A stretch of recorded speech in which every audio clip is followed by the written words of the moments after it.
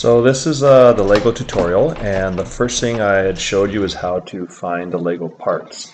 So I'm in the program, and now I'm going to do a select working directory, and I've defaulted mine to Creo, and I'm going to go into a folder called Lego, and this is where I'm going to start my Lego tutorial from. So I hit OK. Now I'm going to go New. I will go Assembly, and I'm going to call this Lego_assembly.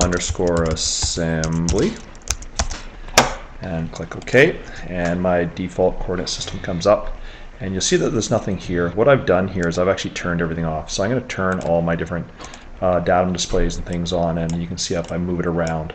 Okay, and I always press Control D to actually reorientate. So I'm going to start assembling my Lego parts. So I'm going to go Assemble, and I'm going to go back through mine on the network. Yours is a little different, but I showed you in the last tutorial. I'm going to go to Creo, and in my case it's Lego parts. And I'm going to find the very first Lego part, which is called a S-Beam 8, and I'm going to bring it in. And what I'm going to do here is simply under here I'm going to just basically hit default, and what this does is defaults the assembly into the default location, and you can notice here it changes color, and it says up here status fully constrained. I want all the parts to be fully constrained up here for this to work. So once that's fully constrained, I just hit OK, and there's my first part in. Now I'm going to change it for a different color for something to do right now, so I click on it with my left mouse button, and I go up to Appearance Gallery, and I'm just going to select green. Okay, so there's my first part done. Now I'm going to bring my next part in, okay, and I just come up to Assemble again, and this time around it's a plate that's 8x2, and there's my plate, and you're going to notice that it comes in at a funny angle. So what I'm going to do up here is this is the Show 3D Dragger, and I'm going to click on it, and you can see it comes up, and I'm going to actually just drag this kind of into position a bit, and I'm going to actually hold the Shift key down and hold the center mouse button. I'm going to drag this straight over so it's easier and to zoom in a bit. Okay, and now you're noticing things are starting to get cluttered, so I'm also going to come up here to the datum display filters. I'm going to turn them all off. Okay, so now it's a little clearer. Now I'm kind of dragged there. You can see where the location is. I'm just going to drag this straight down. And you can see, I'm getting kind of close, right?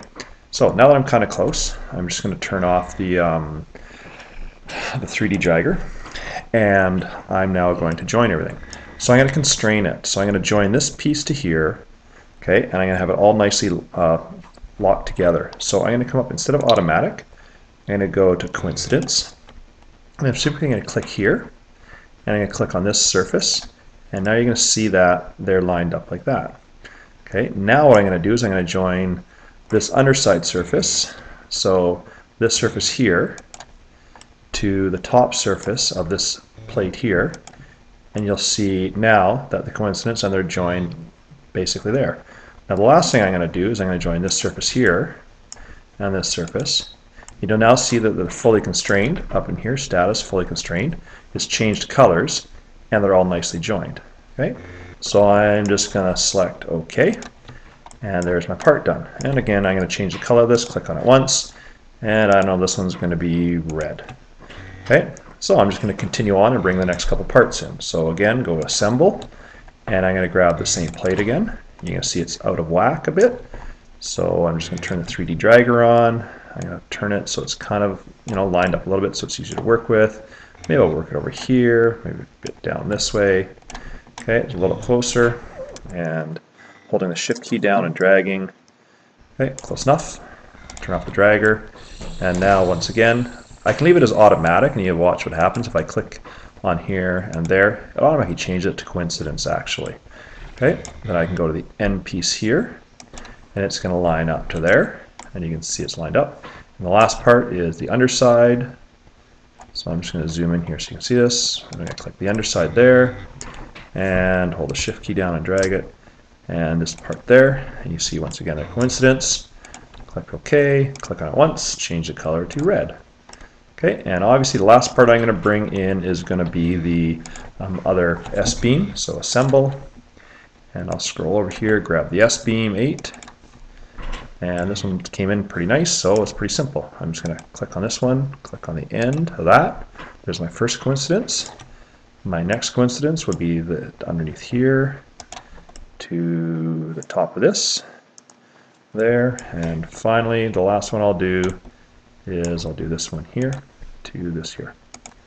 Okay, and there's my parts in, select OK, and the last thing I'll do is I'll change this guy to green.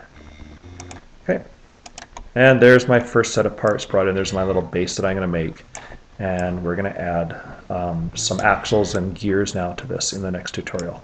So that completes the first tutorial, and just grab up or get on to the next one right after this.